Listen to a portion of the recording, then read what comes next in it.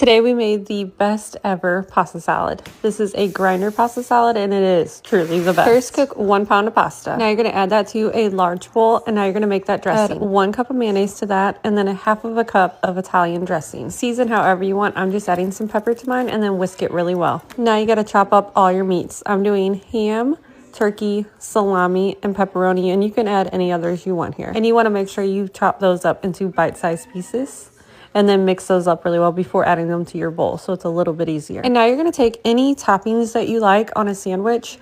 I am adding some pickles and banana peppers right now and then chopping those up really well. You can add tomatoes, jalapenos, like whatever you want. And then add that to your large bowl. Now I'm chopping up 1 red onion. Make sure to dice that up really well. And you don't have to do the whole red onion if you're not an onion fan. Then we are, of course, adding a can of sliced black olives. Now mix this up really well. That absolutely takes the longest. And now you're gonna add your dressing in there and then mix it all up again. I definitely thought I was done here, but then I remembered I had to add my cheese cubes. I think it's definitely pasta salad season and you have to try this one. Tonight's dinner is another really easy one. My kids absolutely love this one, so if you have kids, definitely try this one out. Even if you don't have kids, definitely try this one. It is so good. First, start cooking a couple pounds of ground beef. And now to a separate bowl, you're gonna add 3/4 cups of soy sauce, about 1/2 cup of brown sugar, and then I'm doing a teaspoon of ginger, and around 3 teaspoons of sesame oil and a teaspoon of rice vinegar. I also added around a tablespoon or so of minced garlic. And now you're gonna do however much red pepper flakes you want. I just did maybe a teaspoon. And to make things even easier, I am making some instant rice in the microwave. And while that's all cooking too, I am slicing up my green onion for the top. And if you want, you can add some veggies into that ground beef. I just know my kids won't eat it when it's all mixed in like that. So we always have ours on the side. Now drain your meat and then add that sauce. And let this cook for another 3 to 5 minutes or so just to get all the flavors in there. And your rice should be about done now. So we serve that really easy Korean beef over that rice and top with green onions. This dinner is so delicious. I hope you give it a try. Tonight's dinner was crock-pot beef tips and then some mashed potatoes. First, I'm starting with the beef tips. I am getting a skillet out, putting a little bit of oil on that. Then you're gonna season your meat really well. I'm just using stew meat. If you want to, you can use a better cut of meat here. Now you can season it with whatever you want. Those are the seasonings I'm using, and I'm adding 2 tablespoons of brown sugar. Mix that up real well and kind of massage it in there. Then I am slicing up a yellow onion. Now once that skillet is nice and hot, you're gonna add those beef tips. Cook those for a few minutes and then flip them over for another few minutes. And then kind of stir them around till they get a nice crust on them, just like this right here. Then once those are all done, just set those aside. Now to that same pan, you're gonna add a few tablespoons of butter. And then once that's about melted, you're gonna add that onion in. Cook that for a few minutes or so, and then add some minced garlic. Stir that around so you can really smell it. And then you're gonna add a splash of beef broth to deglaze your pan. Make sure to scrape up all those bits on the bottom of your pan. Now grab your crock pot and start adding everything in there. First add that beef, and then I'm adding the onions. Now add around 1.5 cups of beef broth. And if you want, you could do up to like 2 cups of beef broth if you want it with a lot of gravy in there. And then I'm adding 1 packet of the au jus mix. And then a couple dashes of Worcestershire sauce. And then I'm adding a 1/2 stick of butter on the top, sliced up. And you can do unsalted butter there, I just didn't have any. Now for my mashed potatoes, I'm doing 5 pounds of russet potatoes. Just peel those and then dice them up into little cubes. Make sure you wash your potatoes. And then fill that pot again, add a little salt to the water, and then in a 9x13 pan, make sure you butter it really well and add some Parmesan cheese. Once those potatoes are nice and tender, you're gonna drain your water and start mashing your potatoes. Then I am adding 1 cup of sour cream and then 1 block of cream cheese. Then you're gonna mash those up again. Season it however you want. I'm just adding some garlic powder and then some pepper to mine. I always use an electric mixer here too, just to make them nice and smooth. You're gonna add those to your 9x13 pan. And then shred up more Parmesan cheese for the top, and then add like a 1/2 stick of butter to the top as well. And then I'm just gonna bake my potatoes whenever those beef tips are about done. And that beef took around 3 to 4 hours on high. It'll take around 6 to 7 hours on low. And then just bake those potatoes at 350 for around 30-35 minutes until the top starts to get a little golden like that. This dinner was absolutely delicious. I hope you guys give it a try.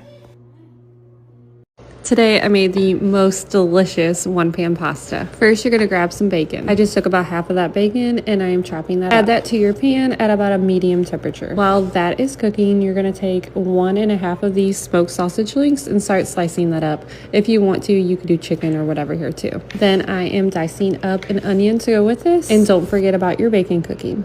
Now, while that is still cooking, I'm gonna go ahead and shred up 8 ounces of Colby Jack cheese, and you can do whatever cheese here. This is just what we have. Now, once that bacon is finally cooked, you're gonna take that out and then just put it onto paper towels for now. Now, you don't need quite all of that bacon grease, so go ahead and drain some of that, but the rest of it you're gonna use to cook your sausage and your onions in. Just saute this until everything is nice and golden brown. As it is, I added a couple tablespoons of minced garlic. Just toss that up until you can really smell that garlic. And then take a pound of whatever kind of pasta you like. This is the one I have, and I'm just gonna toss it up for a minute. And then I'm adding that whole carton of chicken broth. So that's 4 cups of chicken broth. Set that on high and let that boil. And then mix it every once in a while just to make sure those noodles are cooked evenly. Then once those noodles are cooked through and that broth is all absorbed, you're gonna add 3/4 cups of heavy cream. Just toss this up a bit, and then you're gonna add your cheese. I did turn down the heat here as well. Make sure to add half of it and then add the second. Just keep mixing this up until everything is melted. And once that is, you're just gonna top it with that bacon from earlier. This was truly so good.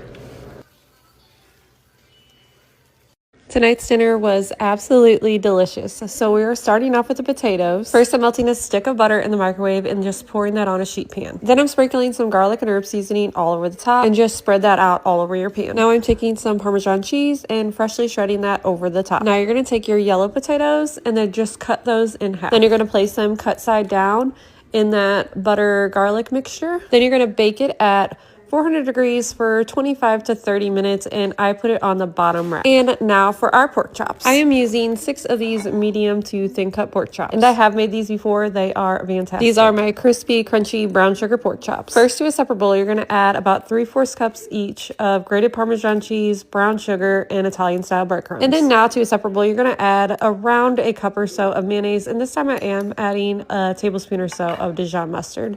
Just mix that up real well. Now you're gonna grab a baking dish, throw those pork chops in and season them really well, however you want. Now you're gonna spread that mayo mixture very thinly on those pork chops, and then you're gonna dip it in that breadcrumb mixture, just like this. And when you're done with that, you are going to spray the tops with oil. Bake those at 425 for 25 to 30 minutes. These potatoes came out so amazing. The kids loved them, and the pork chops came out perfect as well. This really is the best pork chop recipe. It is juicy and just so delicious.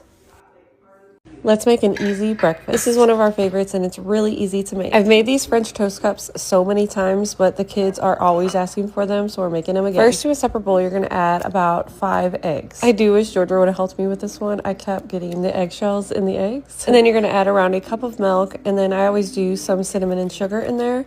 And now you're gonna whisk this up really well. Then you're gonna take 12 slices of bread. I'm just doing white bread, and I toasted mine in the oven a little bit to make it a little crustier. Now you're just gonna add that bread to that egg and milk mixture, and then you're gonna mix this up really well. And this time I'm adding some blueberries. I'm doing around a cup of blueberries.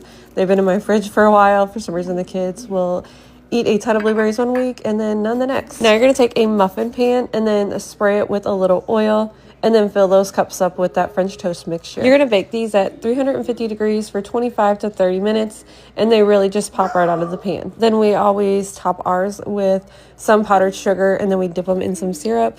This one is so good. I hope you guys give it a try.